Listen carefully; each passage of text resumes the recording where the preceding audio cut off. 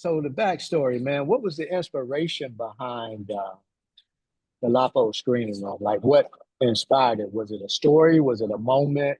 Or was it just an idea that you had in your mind?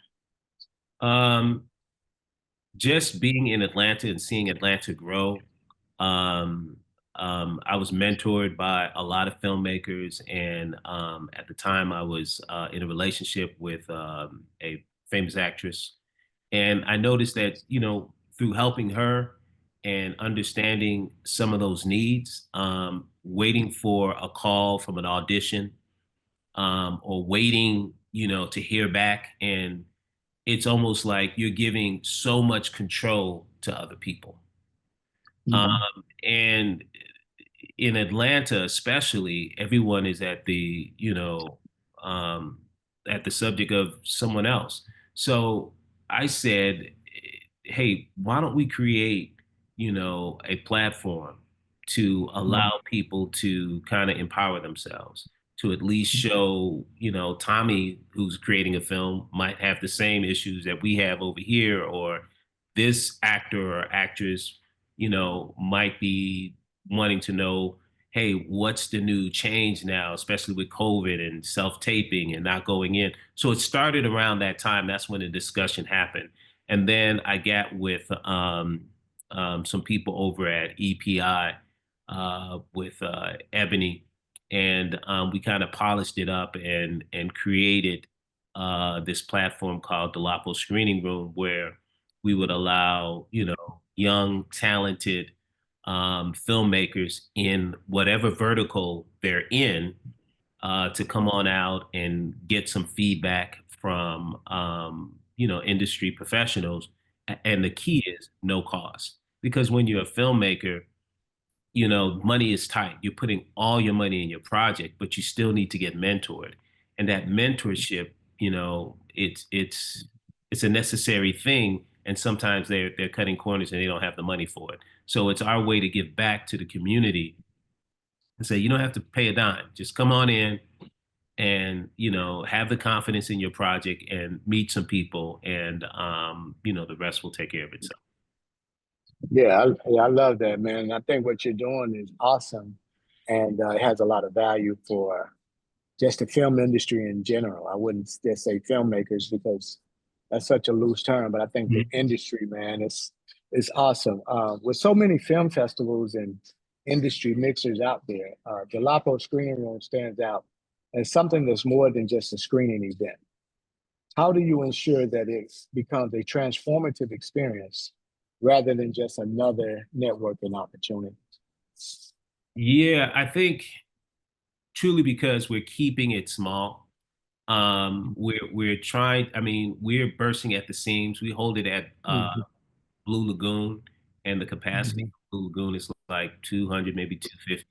And we've had offers to take it to a bigger venue, but I think you lose something. It gets diluted when you take it to a different venue. I like being able to walk the room and meeting everyone in the room. Conceivably, you Mhm. can meet everyone in the room. And Mhm. with some of these networking events, and no shade to any network event, they've got some really good ones. And let me just shout them out. Greenlit is great. You know, um, Mhm. love those guys. Buttaby Yes. Rocket has one where she's out there doing her thing. I've got, and I can't even think of all the others, but there are a few of them in Atlanta that have Mhm. the same kind of model.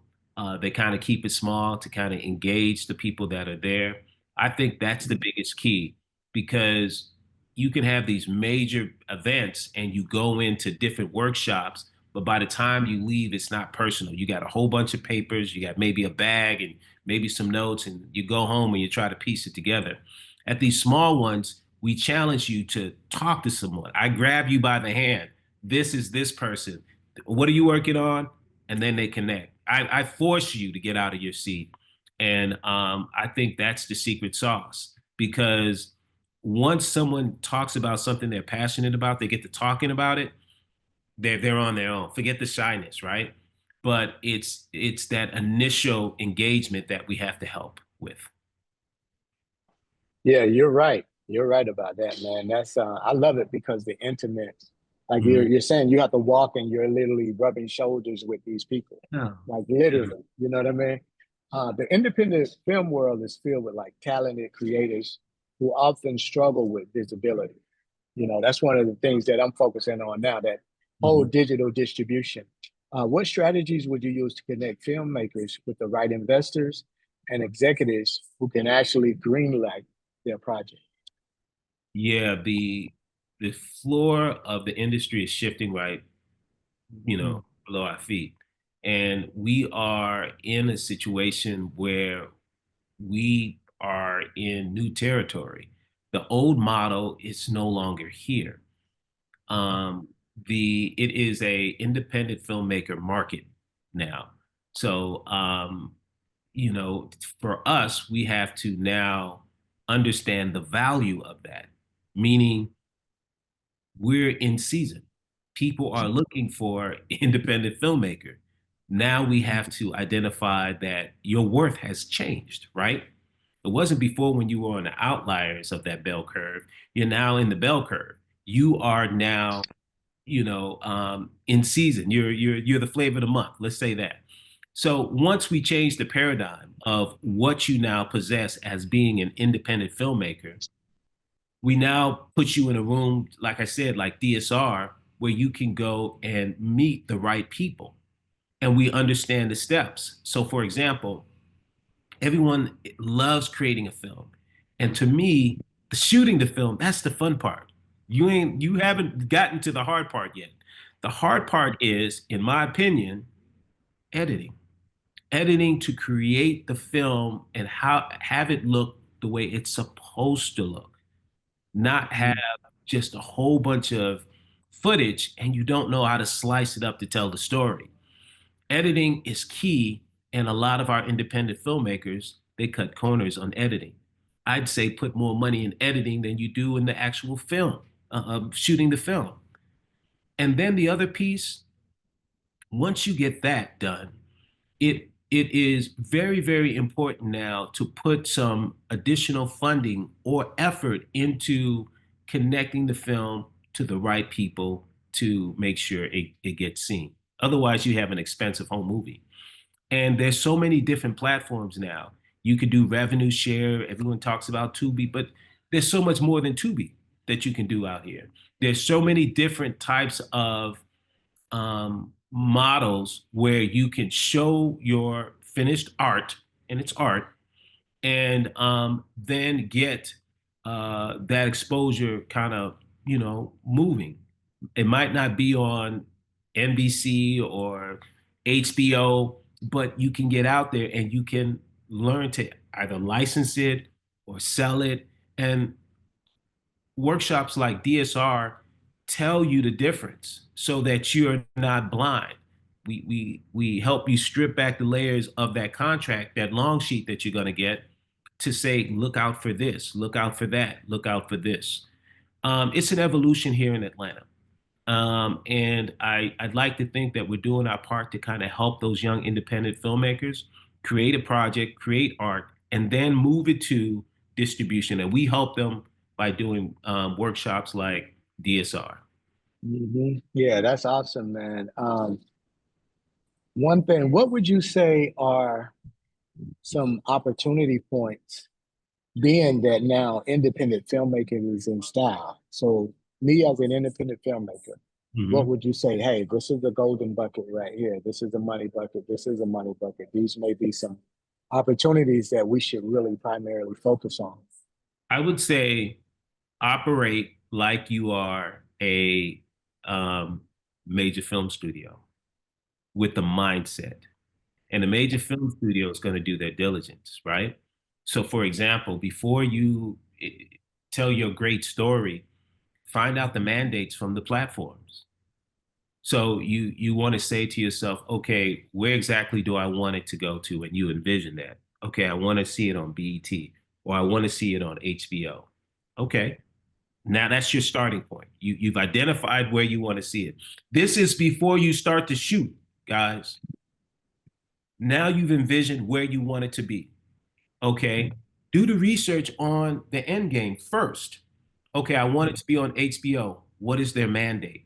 And this is all public information.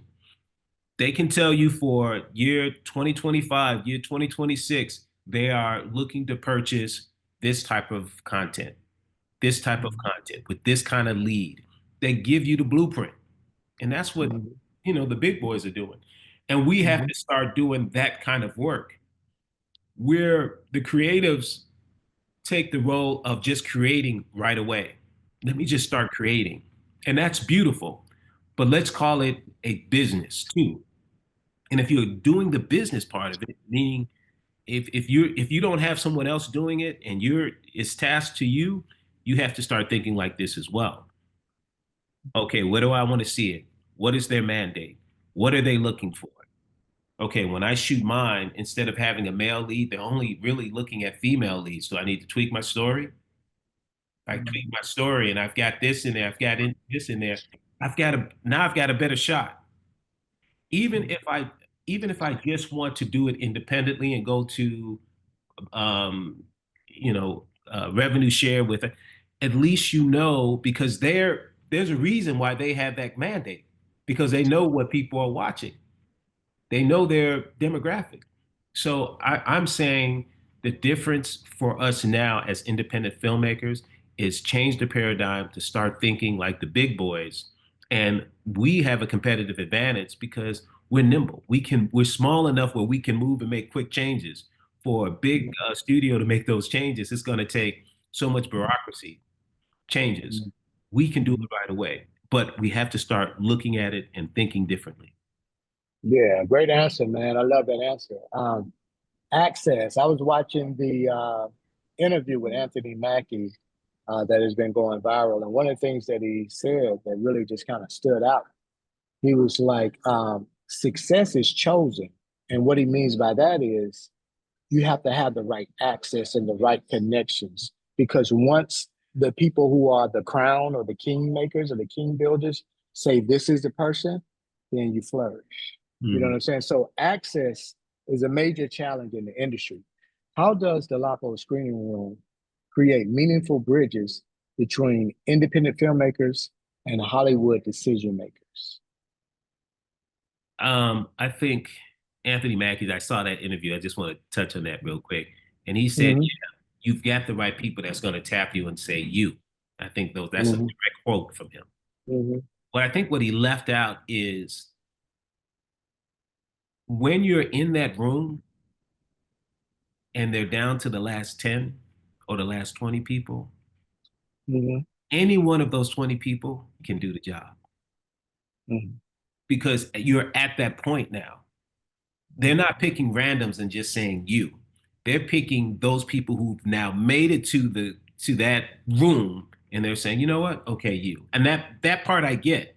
But the part Mm-hmm. that they shouldn't leave out is all the work you have to do to get to that room to be in that That's final 10 or 20, and then they point you out. Let's start there. So now that you have the confidence that you belong in the room, that I'm one of those individuals that can do that job. We, DS people, when people come to DSR, we know, we hope because we see their content, what level they are in this progress. We have young filmmakers who have a lot of work to do and they just want to soak it in. They know that their project is just their introduction and they don't expect anything other than completing a project, which is, that's a win by itself. But then you have those who are on the cusp who are saying, I've done all my homework, I've been doing it for years, and I am ready. Those individuals now, when they show their projects, we have, again, the right people in the room that can now say, you know what, you.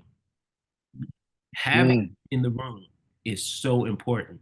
And so at DSR, we not only have producers, casting directors, attorneys, accountants, um, um, we have studio owners. We have all of those individuals that can actually help you get it across the finish line. And we hope that once you show your project there, we tell you if you're at that level or you need to Mhm. go and get some work done. And if you're at that level, hopefully we'll have those people in the room that can say, you know what, I'm interested in that. And we've had projects get sold at DSR, which I'm very, very proud of. Yeah, yeah, I salute you on that, man. Great answer. And I love that you unpack that part about Anthony Mackie, meaning because you automatically assume that, okay, these are the people that have made it to a certain point in their career to Mhm. be chosen and say, hey, now this is the person that we're going to push and get behind. But it does need to be said. So I thank you for saying that. The film industry has evolved significantly with the rise of streaming and on these platforms. AI content is like driving everything, and they're creating global collaborations. How does your event reflect this shift, and what role do you see independent creators playing in this new landscape, this new digital space, this digital distribution world? I think it's still really kind of new, Rick. I'll be honest. We don't really know what's around the corner. The only thing we have to do is be prepared for it. It's shifting. It may go into something else. We don't know, especially with AI around the corner. And Mhm. I understand the digital, but we're using digital landscape as a blanket term. And there's so many Okay. pieces that are in that. Um, Mhm.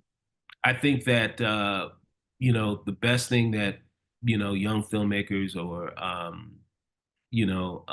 entrepreneurs can do is just read up, go to these workshops, read as much content as they can so that they can be proficient in being literate in what the changes are, how to leverage the changes in the industry, and and just we continue to try, throw something at the wall and see what sticks. Good art is good art.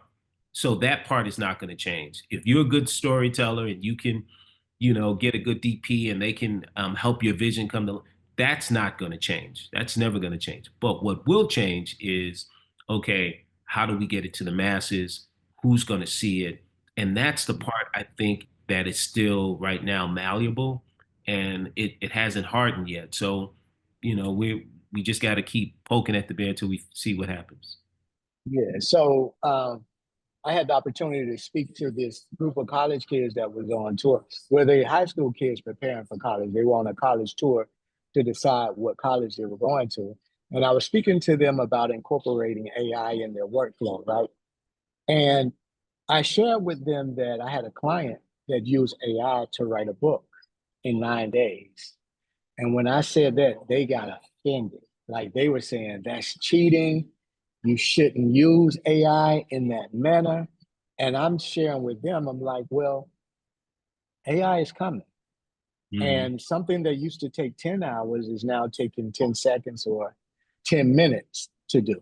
You know what I'm saying? We're going from the horse Hmm. and buggy age to the motor car vehicle age. Hmm. And but they said it's cheating and you shouldn't use AI. What are your thoughts on using AI to write scripts and to create this content? Hmm. Because, like you said, it's evolving so fast Hmm. that it's still in a flux state. It's still not solid to where we can lock in and say, okay, this is what it's going to be Hmm. for the next 30 to 50 years. I would stay with your analogy. You said horse and buggy with the, modern day car. The Mm-hmm. difference is you don't have horse and buggies racing against automobiles. You categorize. Mm-hmm. There's nothing Mm-hmm. wrong with staying with the horse and buggy. There isn't. I Mm-hmm. mean, it's just your preference. And then there's nothing wrong with, going with technology and jumping in the automobile.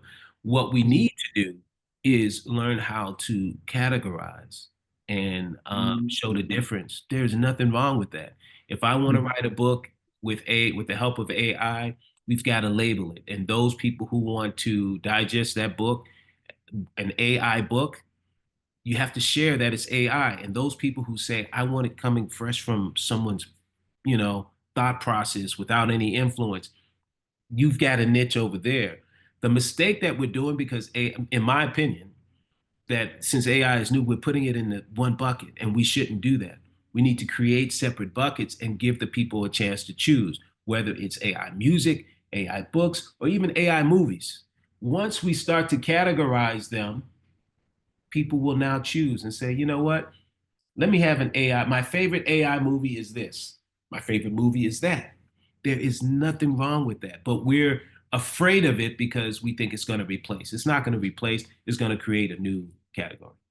Yep, and that was their thing. They were saying, it's going to replace, but I'm sharing with them that AI is going to delete 85 million jobs, but it's going to create 97 Yeah. million jobs as well. Mhm. So people, you can look at the glass being half full, or you can look at it being half empty. I like to look at it being half full. And so but here's the thing though. So I shared with them my Mhm. presentation, and I said, do you think my introduction was written by AI or did a human write it? They all said, oh, a human wrote that. I say, well, you're partly correct.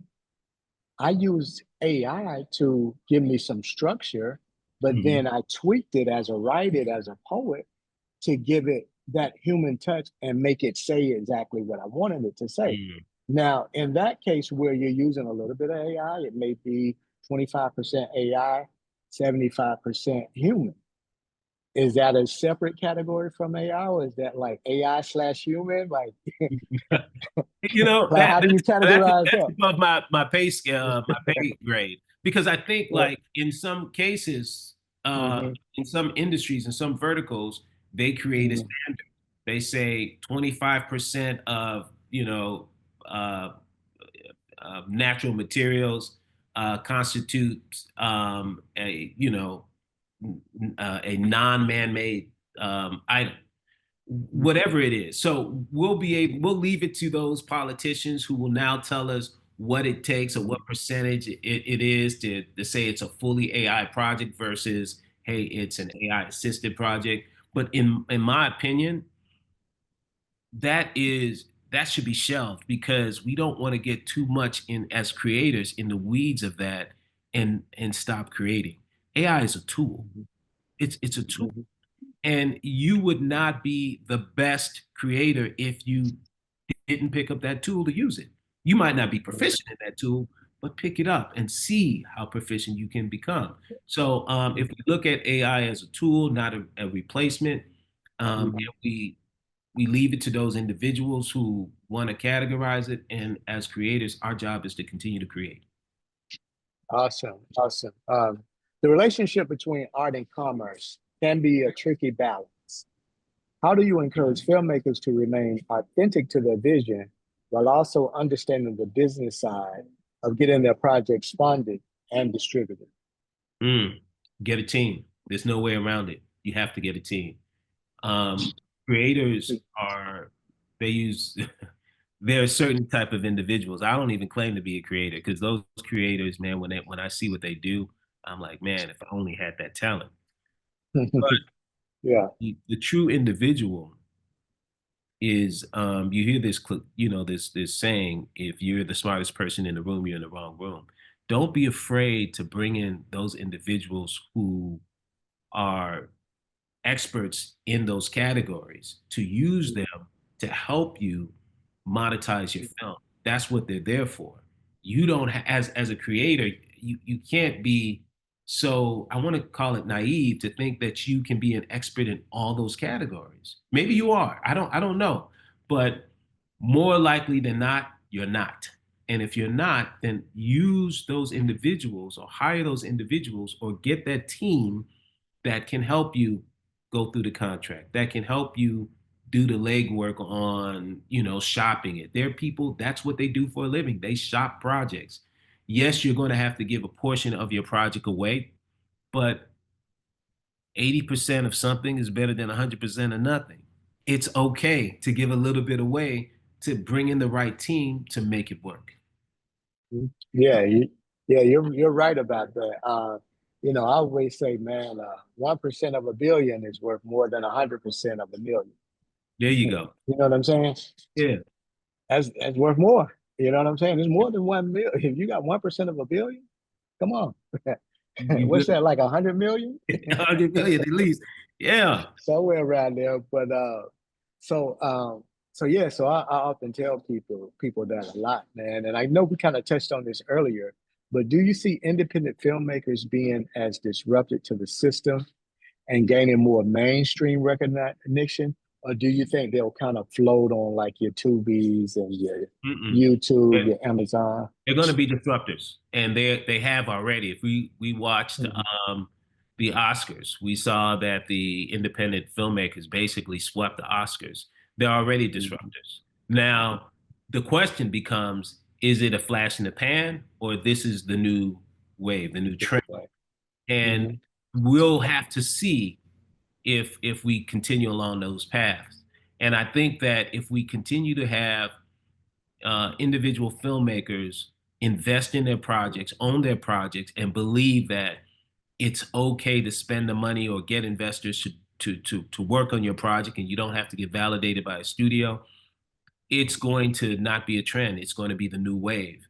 But time mhm, will tell. But right now, independent filmmakers are winning, at least in mhm, the Oscars.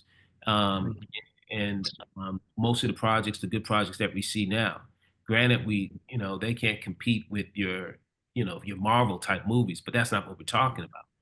We're talking about creating good stories the right way, creating new ways of shooting films and digesting films, thinking mhm, outside of the box, mhm, creating new, you know, artists. It's mhm. it's it's all in the hands right now of the independents, and they are the disruptors, and I hope it continues. Yeah, because I mean, yeah, and I agree with that. I was listening to this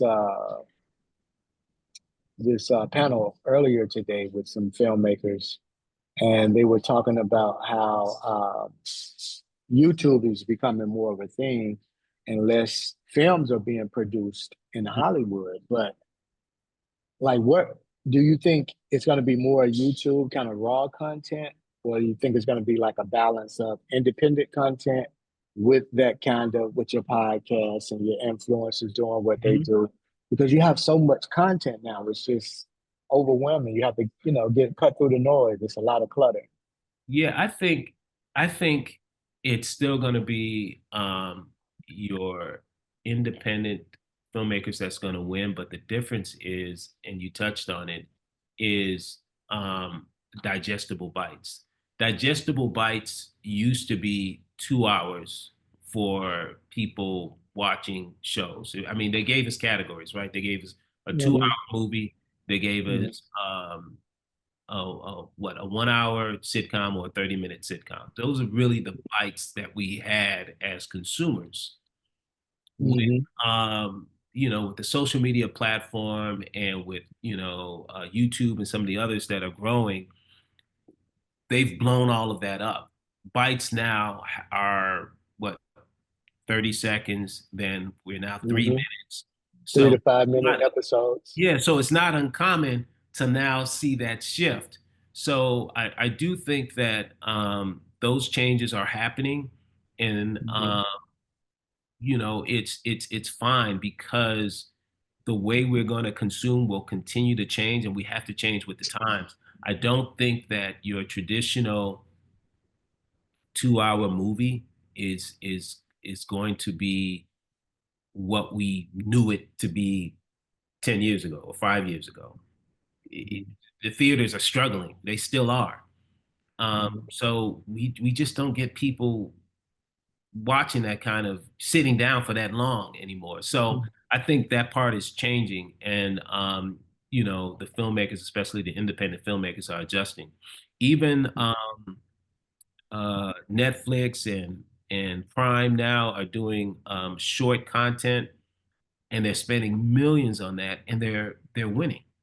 So people are adjusting, and I think it's going to be the independent filmmakers that continue to set the trend on what that looks like. Hmm. Yeah, great answer, man. We kind of touched on AI earlier. I just want to go back to like the AI and the new technology is like transforming content creation. Like, how do you see the intersection of film and tech evolving? Are independents embracing these tools that we talked about, or do you see the future where like AI plays a bigger role? And I give you one example. There's a platform called Showrunner now. I Hmm. don't know if you're familiar with the AI platform Yeah. where you determine the outcome of the film, or you determine the storyline of the film. You prompt it to tell it what you want to see, and AI create it right there for you on Showrunner. Like, do you see that being a bigger part or having a bigger role in the storytelling, the AI part of I the Yeah, I do. I do think that there's a lot of unknowns for AI. And like Mhm. I said earlier, um, it's going to create new categories. So, you know, those who are not afraid, and I have to call it not afraid because you've got people who are just afraid of what they don't know. If they knew it, they would use it, but they're just afraid. And change is something that, it's not natural for us. We don't embrace change like that as humans. We have to be conditioned to. So it's not